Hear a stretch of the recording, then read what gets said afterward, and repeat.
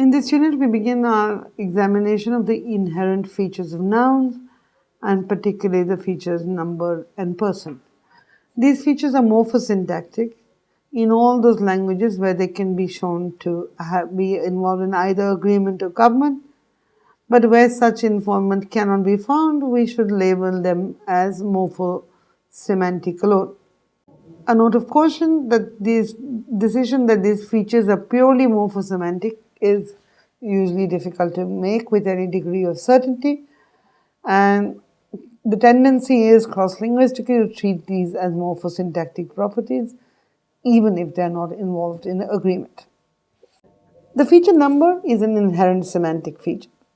It's the grammatical category which encodes quantifications over entities denoted by nouns or nominal elements and derives from the ability to perceive something as a token, an instance of a class of referent, and the ability to differentiate between one and more than one of instances of the reference.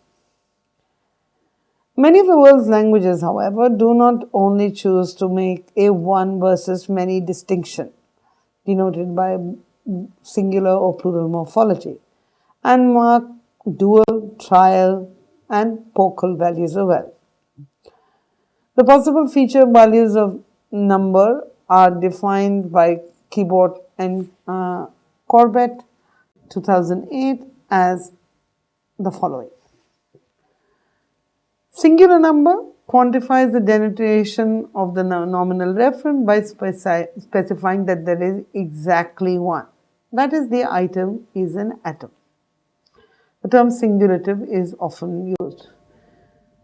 Very few languages actually mark the singular as in terms of morphology, and usually leave it to be unexpressed by morphological function. The plural denotes the nominal element as specifying that there are more than one.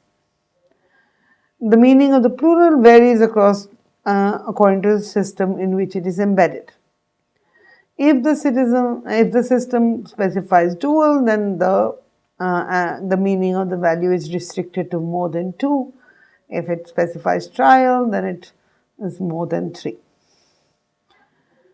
The dual quantifies the denotation of the nominal as specifying there are exactly two.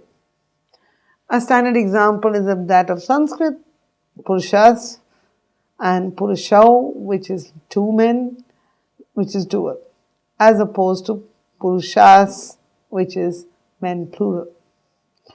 The dual is in this case used to refer to two entities. In many languages, this dual morpheme is restricted for pair-like items. So, pair of eyes, pair of hands, pair of ears, etc. In other languages, the dual cannot apply to things that form a natural pair. The trial, whose distribution is extremely restricted in the world of languages, says that there are exactly three. Typically, a trial system occurs only when there is a dual and a singular marking system as well as a plural. A language that expresses trial is Bislama, a Creole language, one of the official languages of Vanuatu. The vocal, an interesting number specification, really doesn't specify a number on the counting scale, but rather a small number of distinct real-world entities. So, a noun so marked by the vocal will refer to a few. The upper bound on the number of these entities denoted by the vocal, varies from language system to language system, while lower bound depends on whether there is a dual or a trial in the system. Obviously, in a language which has dual or trial, then it must be the number the vocal must refer to must be more than 3, but perhaps not exceeding 10 or any number that is specified. Arabic, Hopi and Walbiri also are some of the examples of language where have the vocal. In Arabic, the vocal is restricted to, the upper bound is restricted to less than 10 entities. The greater vocal is only found in those languages which have the value vocal. Its basic semantics is the same as the vocal, except that it specifies there is a small number of distinct entities which is greater than the number of entities expressed by the vocal. Sursurunga expresses this distinction, where the greater vocal marks pronouns as a minimum of 4. This means that in Susurunga, the vocal refers to less than 4 entities, a small number but less than 4. It's important to keep in mind that if a language does not have number morphology, it doesn't indicate that the language lacks the inherent feature of number. Many languages can have morphological exponents for some aspects of the opposition. And for example, in Hindi or in English, only the plural is morphologically marked. And in the context of a numeral in a language like Hindi, plural morphology is often optional. So, you can say ladkiyan aayi, where you have a clear marking of the number morphology, both as an inherent feature and as a contextual feature. But you can, when you say teen ladki aayi, that's also okay, because in the context of a numeral, plural morphology is often enlightened. Another important feature in grammatical category is the feature person. Grammatical person marks the grammatical distinction between deictic reference to participants in an event. Typically, the distinction between speaker, the addressee, and others. So, first person, second person, and third person. It's an interesting category because the assignment of person changes from speech act to speech act. It is a selected, semantically determined inherent feature and is typically the definition of a language's set of personal pronouns. This feature can have the following values. The first person refers minimally to the speaker but also to the speaker combined with the non-participants.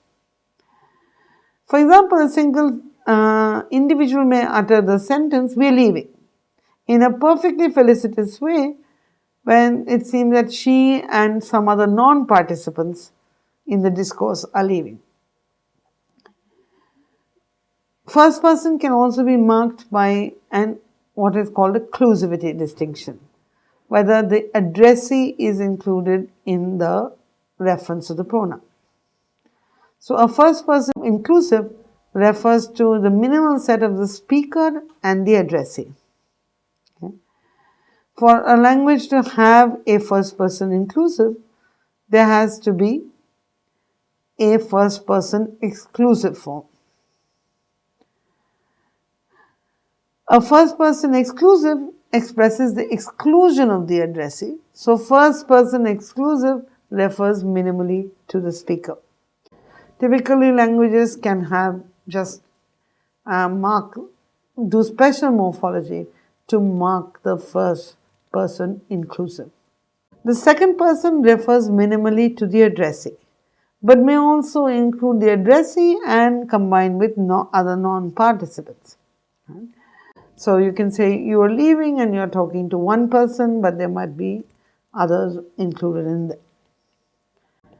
The third person refers to the non-participants, that is, those who are other than the speaker and the addressee. Some languages may also make a distinction between non-participants in terms of their distance from the speaker. So, third person proximate refers to one or more non-participants that are in some way closer to the speaker than the other non-participants. Third person obviative refers to those non-participants that are further removed from the speaker than other non-participants. A good example of languages that have a difference with distinction between inclusive and exclusive is a language like Santali.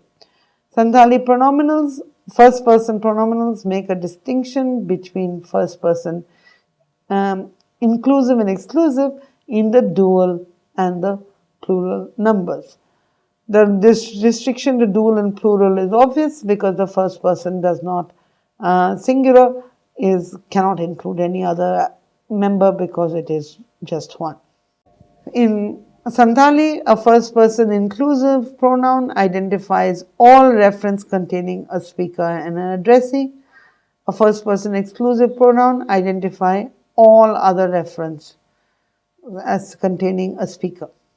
Second person pronouns identify all other reference containing an addressee, and third person pronouns identify all other reference. Now, pronominal systems can be captured through feature geometry. The most influential of the proposals in the literature is an influential paper by Heidi Harley and Elizabeth Ritter dating from 2002. With looking at pronouns, they say that pronouns may be considered as instantiating a geometry of three major monovalent or privative features: participants, individuation, and class, which by class refers to grammatical gender.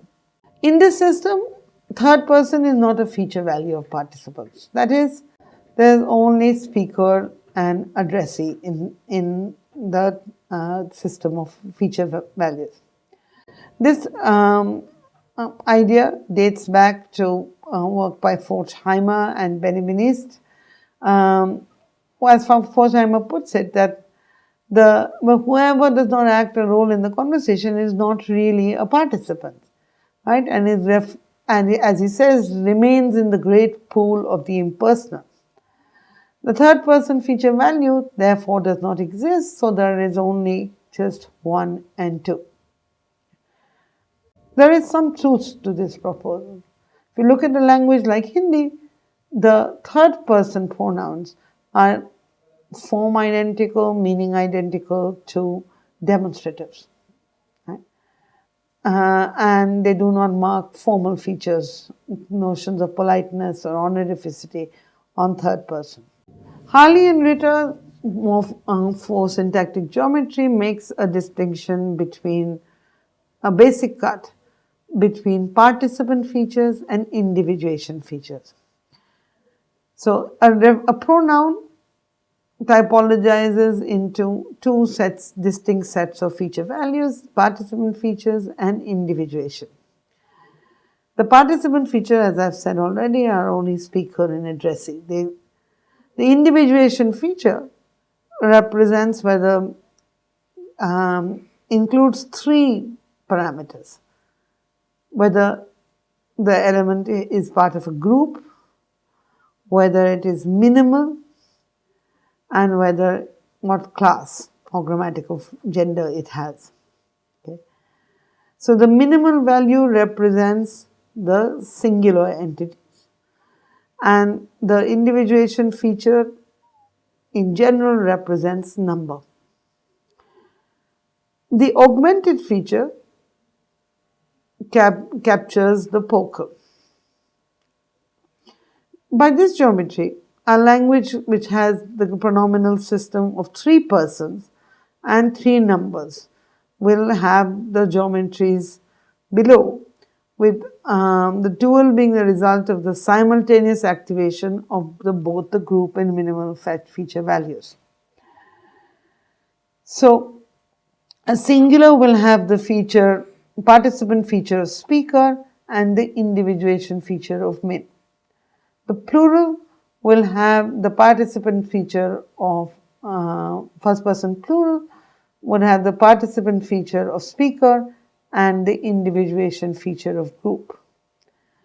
A dual will have the participant feature of speaker and the individuation feature of min and group. The second person, on the other hand, will have the participant feature of addressee, and all the other number values, individuation related values will be the same.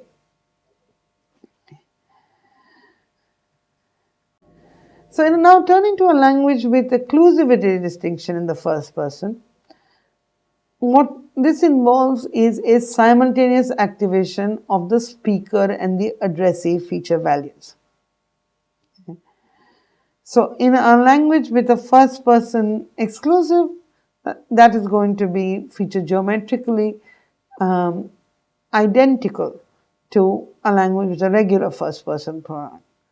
A first person inclusive, on the other hand, will have participant features of both speaker and addressee, and an individuation feature of min.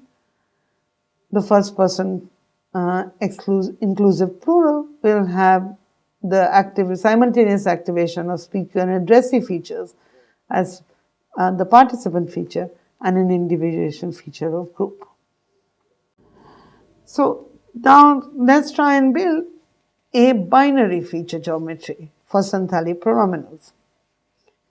Let's take the possible features values of the grammatical feature number to have two features, plus minus singular and plus minus augmented. Let us take the meaning of plus singular to denote an atom. Therefore, the value minus singular means not singular. Further, let's take the plus value of augmented to denote whatever property specified by the other feature that hold of x also hold of some proper subset of x. By contrast, minus augmented guarantees that there is no such subset exists. Thus, when the feature minus augmented occurs with plus singular, the value of it will always be minus augmented. As given a set with a cardinality of 1, there exists no proper subset that is still plus singular. However, if the feature co-occurs with the feature minus singular, then it might be plus augmented or minus augmented, depending on the cardinality of the set involved. If that cardinality, for example, is say 100, then the feature will be plus augmented. But if it is 2, then the value will have to be minus augmented. As in this last case, there exists no proper subset of 2 that still has the property minus singular. So in order to capture the trial, the intuition we want to build on is that the trial involves a feature that co-varies only with non-augmented entities, distinguishing between them by the criterion of containing no atomic proper values. Let us call this feature plus minus group and state it to co-vary with the feature minus augmented. When applied to set of cardinality 1 or 2, this feature will always take the minus value, as there is no proper subset that is non-atomic. However, when applied to a set with cardinality of 3, it may take the plus value, as there exists at least one proper subset that has a cardinality of more than 1. By this system, singular, plural, dual, and trial can thus be defined as follows. A singular number feature value is encoded by the feature geometry, which is plus singular modified by a minus augmented minus group category. A dual is a minus singular entity modified by a minus augmented minus group property. A trial is a minus singular minus augmented plus group feature geometry. The plural is a minus singular plus augmented feature geometry. In the lesson, we look at how features can be added using the feature plus minus speaker and plus minus addressee. It can be added to the feature geometries that we develop for number to be able to describe the Santali pronominal system. The phenomenon of clusivity can be found in the languages of the Indian subcontinent to varying degrees. Of the Indo-Aryan languages, only a few languages show clusivity, but even this cannot be reconstructed to Middle and Old Indo-Aryan, which just did not have these properties either in inflection or agreement. The languages that currently have these distinctions are Marathi, Gujarati, Marwari, Hadoti, and some Rajasthani dialects. For example, in Marathi, he is the first person exclusive pronoun, where apar is the inclusive. In Marwari, the first exclusive is me, and the first inclusive is apa.